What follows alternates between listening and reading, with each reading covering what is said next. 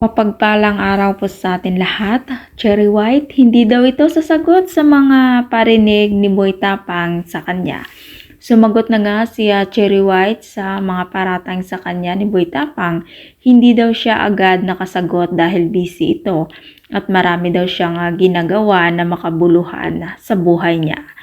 At ayon pa kaya Cherry White, ginagalit daw siya ni Boy Tapang para daw siya magribat sa mga sinasabi laban sa kanya. Pero hindi daw siya sasagot dahil ginagamit niya ang kanyang utak. Putak ng putak daw si Boy Tapang, dinaig niya pa daw ang isang babae. Sa mga pinagsasabi niya, isa lang daw ang post niya pero ang dami na daw kuda ni Boy Tapang laban sa kanya. At sorry na lang daw si Boy Tapang dahil wala daw siyang makukuha na sagot mula sa kanya. Mas bibigyan niya ng pansin ang kanyang anak at pamilya niya kaysa bigyan ng oras si Boy Tapang.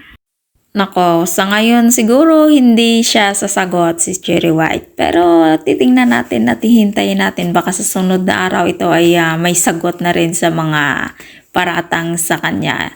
Grabe naman kasi yung paratang ni Boy Tapang sa kanya. Hindi biro yung mga binitawang salita. Grabe. At kung ikaw hindi pa nakasubscribe ng aking channel, mag-subscribe ka na sa aking channel, Ives K. Velasco. Maraming salamat at mapagpalang araw po sa ating lahat.